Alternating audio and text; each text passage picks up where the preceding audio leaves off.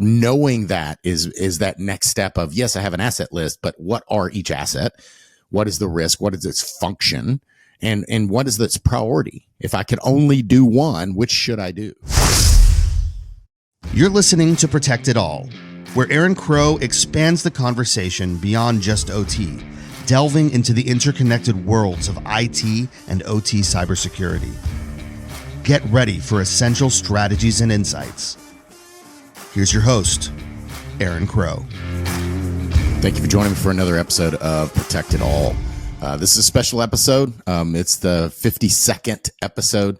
I do these once a week. It's been a little bit over a year. There were a couple of weeks in there that we missed due to conferences and business and travel schedules, etc. But 52 episodes, experts from all around the world, some really awesome, amazing stories and lessons that were powerful for me. Hopefully they were powerful for you guys as well. This is the 1 year anniversary of the Protect It All podcast, roughly again. And just want to thank everybody. If you've been with us since the beginning, thank you for that. If this is your first episode, no worries. You're right on time. I appreciate you being here as well. Just want to thank the listeners. Y'all have helped, grow this into something bigger than just, me talking to a screen and some experts around the world. But really focusing on building a, community of learners and protectors and, people that, frankly give a damn about cybersecurity and protecting, whatever their thing is, whether it's, power utility or whatever critical infrastructure or, enterprise, it doesn't matter, but we're all, defenders of the things that we focus in, right? I want to thank the guests, the people that have come on my podcast and shared, their journey, their experiences, their lessons learned, their struggles, and their wins. And we've had folks from, obviously here, continental United States, as far away as Iraq, South Africa, New Zealand. We had listeners from around the world as well. We've had global voices sharing unique stories, and perspectives. And the fun thing about that is that it's, I hear those stories and they're so similar. There's differences for sure in the UK and Middle East, et cetera. But so many of the OT problems and cyber problems in general, are not that vastly different. We're all facing the same hurdles, in these spaces. We've talked about real and raw and urgent issues that we see in our organizations and our use cases and implementing and shortcomings in products and vulnerabilities, et cetera. Some of the topics that, kind of move the needle, we've talked everything from AI, cloud, people, process, and technology. We've deep dove into topics that are people love and hate, like IT, OT convergence. It's like a curse word sometimes. All the way down to enterprise risk, even smaller entity defense, wastewaters and small business and things like that. Right? Not everybody has a huge cybersecurity team. Many times they have folks that wear multiple hats. And I may be the cyber person and the electrician, or the cyber person and the, desktop guy, any number of things, but not everybody has a dedicated cybersecurity role in these spaces. We've talked high level strategy. We've talked deep technical conversations. My entire intent is to leave nothing off the table. If it's cyber related, adjacent, from leadership to recruiting, people, process, and technology, all these things, the whole intention is to level up, bring value to us. Even as a technologist, even as a cybersecurity person, I still have to do presentations. Leadership matters. I'm going to have personnel and staff and work and consultants and, business people and one of my, I've said this many times, one of my mentors along the way said something that really stuck with me. And it was, all business is a people business. It doesn't matter if you're the CEO or the janitor. You have to interact and deal and work with people, and through people you get your success. And the other thing that one of my buddies says a lot, and I stole it from him, I say it a lot as well, is we do business at the speed of trust. And for me, what that means is the more that we are able to connect with the person sitting across from us, even if we disagree. Like, we can be having an argument or a disagreement about the way that we're going to implement something, or the need for a certain technology, or I want to use, vendor A over vendor B, or I don't think we should spend this money at all on this. I'd rather do XYZ, right? The whole reason that we can get things done and the way that we get it done faster is to build that trust and that relationship. It's one of the reasons why we do, the Lone Star Shootout, right? And having a different event that is not focused on socks and bagels and coffee, bourbon and cigars only. It's more around building those trusted relationships as a vendor, as an asset owner. Those things are value add. When the person calls you and it's just a sales guy that you don't have any connection with, and you just know that they just want to try to sell you something, like, you're less likely to answer. But if you've spent all day playing golf or shooting or having lunch or whatever that thing is, and you've built a relationship, doesn't mean you're best friends, doesn't mean you necessarily want to go ride a motorcycle with the person, but it's more than just surface level transactional, I guess is even a better way to say it, transactional relationships. And when we build that integrity and have those deeper conversations and deeper level, we can move faster. We're able to move forward because you've built that trust, and you're more willing to take risk and actions based on those relationships.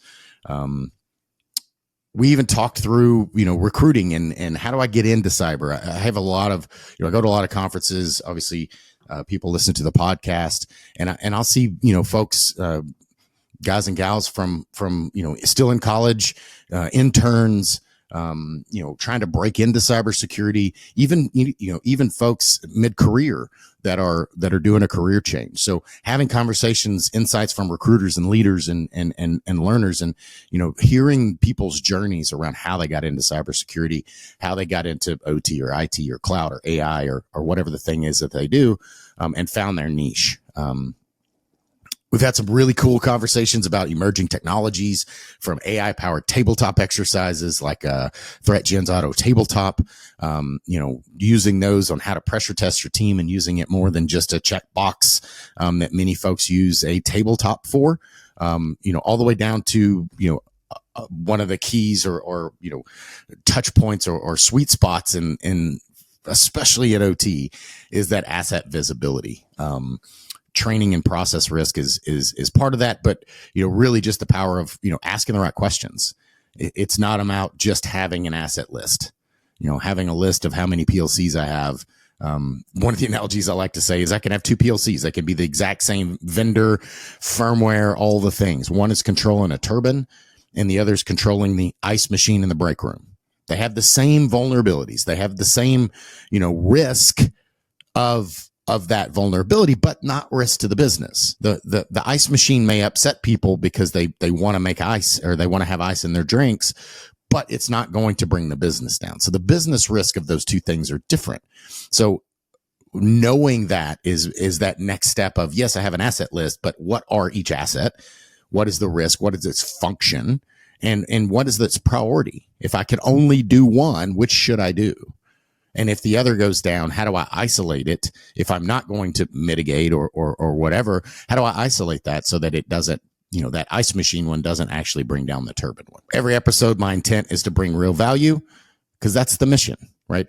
I enjoy these conversations. I don't prep for them, in that I don't give a list of questions that I'm going to ask. I don't want the guests to give me questions to ask them. My intention is, and I tell everybody that comes on, my intention is to feel like we're sitting down having a coffee, a beer, a meal, and you're explaining, we're talking candidly about cybersecurity. We're talking about your journey. We're talking about lessons learned. We're talking about how you got in, what went well, funny stories, normal conversations, because that's what I want to hear. And those are the types of podcasts that I listen to. That's the way that I learn well. And hopefully those things work with you guys as well. We've had some standout moments, truths from CISOs and tough questions that need to be asked, and guests who came in and shared vulnerable, passionate, and things that they're doing from volunteering at nonprofit organizations, from, how they're retrofitting their environments, and so many amazing fun stories that have come out from people's experiences. And all these folks that I've had the pleasure of talking with have been passionate about what they do. They don't come on this thing. Like I've never had a single person on this podcast as a guest that is not extremely pumped about the things that they're doing and the value that they see, and their desire and drive to do more, and not from a perspective of just capitalism in selling and conquering, more so in they see value. I see this as like a suit that you're putting on, like a uniform, and we are the defenders of these spaces. So with that, some of the lessons learned for me, personal takeaways, consistency isn't easy. There were a few weeks where we missed a couple of episodes, again, due to scheduling and travel, and, guests couldn't make it. It's not easy to schedule something like this. Everybody's busy. All of these things happen in our downtime. Like, this is not my job. I don't get paid for this, right? I do this in addition to having a full-time job, and not allowing this to get in the way. The same thing with the guests that come on. Like, these are, I'm not paying them. They're not paying to be here. They're doing this because they want to. They see the value in getting the message out, and having that personal brand, and getting those cyber lessons learned and passing that on to that next cyber defender. Some of the best conversations came, because and when we don't try to be perfect. I always talk to the guests about, just take a breath. This is going to be easy. It is edited if we need to cut something out. If your dog walks in the room, or your wife, comes in, or your phone rings, which all of those things have happened. There's been some funny stories around some of those types of things, but it's okay. Like that happens in life. And it's still able to get that raw result when we're just having conversations. I've learned so much from having these conversations, from having these subject matter experts come on and share. Like, we can all learn. It's like, a lesson. It's like a college course lesson in all of these perspectives. We've got people from, all the different critical infrastructures from around the world, sharing stories, implementations, products, like all this stuff. And again, they're not doing it to push their product. They're not doing it to push themselves necessarily beyond the primary value is to bring, uplift the community. From an industry insights perspective, for me, it's, I still see us as way too siloed. As much as I've been an OT person much of my career, and I see the value in OT and IT being segmented, we're still all one team. So even if we do have IT and OT and cloud and identity and all the things, we're still wearing the same uniform. Like, we're on the same team. We're not opposing teams going against each other. And that's the value that I think we need to continue, and growth that we need in the industry, is to remember that. And how can the IT team learn from the OT team? How can the OT team engage and use the IT team without, giving up the keys, without releasing control, but getting the value out of their experience, their knowledge, their capabilities, and their teams. Usually, in all the places I go, the IT team is vastly larger than the OT team. They also usually are more focused on a particular thing, firewalls, networking, et cetera, whereas the OT team is usually more general. So they have to cover more things. They have to kind of do it all, jack of all trades type. So leaning on those OT teams, their technologies, their T's and C's with their vendors and their support contracts and pricing and all that kind of stuff is beneficial, instead of just necessarily going directly, to a separate vendor, having a different switch vendor. Like, that just doesn't make sense. Cybersecurity isn't just about tools. I can't harp on this enough. Like, it's easy to go to Black Hat and RSA and, see all the latest tech and all the widgets and the hardware and the software and the, et cetera, et cetera, et cetera. But it's not just about product. It's not just about technology. It's not just about blinky lights. As much as I love blinky lights, anybody that knows me, I love, the hands-on demonstrations. It's why we built an OT box. It's why we take it to conferences and part of, ICS Village and all this stuff, because people learn visually. I do, at least, from those blinky lights, but it's way beyond that. It's about those people, giving a shit, like understanding the why. If I can't translate or explain that why and have them take that baton and into their daily job, and they're just checking a box, then you're going to struggle. And that's with everything. It's not a cyber unique problem.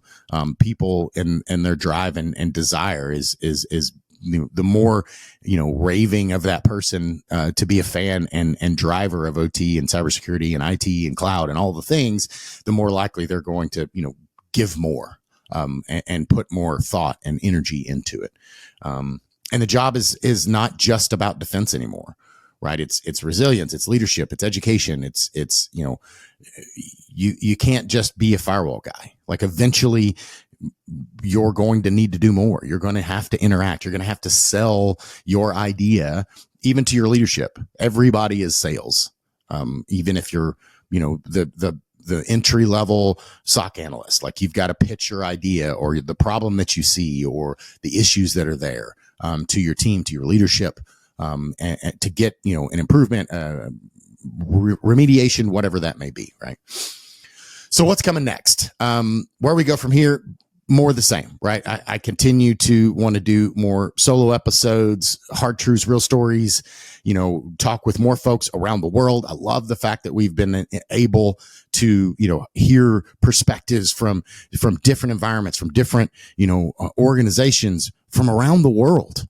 Different perspectives in the UK versus, Middle East and Kiwis in New Zealand and East Texas, right? And everything in between. Looking to do more, panel episodes with more, multiple bodies, round table type exercises, live events, Lone Star Cyber Shootout, having folks come out to those things and value add on those, doing one during Black Hat, August 8th. Details be releasing with that very soon. And then more, around the physical and cyber, that Lone Star Shootout is really around that, right? Bridging the gap between physical and digital. You can't just put a firewall and then leave your front door open. They can just bypass the firewall and plug straight into your network, right? There is that thing of, we need physical protection, we need cyber protection, and all those things, kind of the concepts are the same. The implementations and tools are a little different. Obviously the teams and the skill sets are different, but they're still using the same models and the same ideals, right? Defense in depth works in physical. It also is the same thing that we do on the digital and cyber side. A lot of these concepts are similar, just like in IT and OT. The concepts are similar. Implementation may be a little different. Training may be a little different. Remediation may be a little different. I'm going to remediate differently if somebody jumps a fence at a nuclear power plant than if it's in a manufacturing facility, right? Nuclear power plant, there's going to be a pretty stiff response plan. I've been responsible for a nuclear power plant and all that entails, and heard some harrowing stories about things that people tried to evade the physical security perimeters at those facilities. It's a little different than if it's at a small manufacturing facility. Yeah, I'm just going to call the police or remediate, right? Stronger focus on empowering individuals, not just companies. Like, I love the stories, and I don't care if you're my competitor.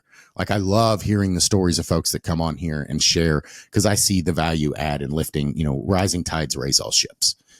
So final thoughts, little over a year in, 52 episodes. To me, it's just the beginning.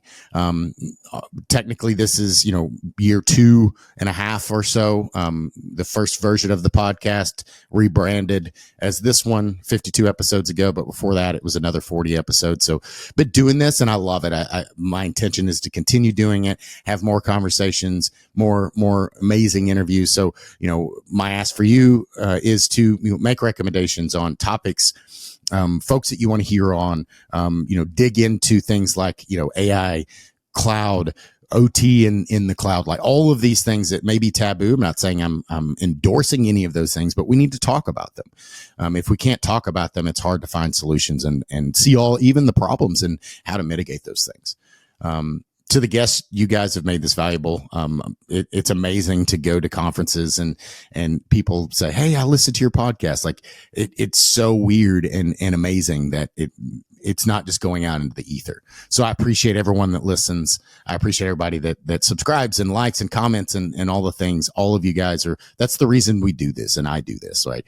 To that, my ask is just welcome to the mission, right? Dive in, share it, right? Subscribe and share it. Get that voice out there. Bring on folks. Like we need more and more and more people in cybersecurity, conversations around difficult things. Like we need to, just because we've done something the same way for 40 years doesn't mean we need to continue to do it. And the only way we get past some of those, limitations is by having conversations, having a diverse discussion and dialogue around the problems, the solutions, the issues, the shortcomings, and everything in between. So thank you for 52 episodes. For those of you that have listened to them all, like, wow, that's amazing. For those that maybe this is your first one, also, thank you so much for being here. I appreciate you, and definitely excited about the next, 52 episodes and see where we go in the next year. Thank you for joining me, and see you next time. Thanks for joining us on Protect It All, where we explore the crossroads of IT and OT cybersecurity. Remember to subscribe wherever you get your podcasts to stay ahead in this ever-evolving field. Until next time.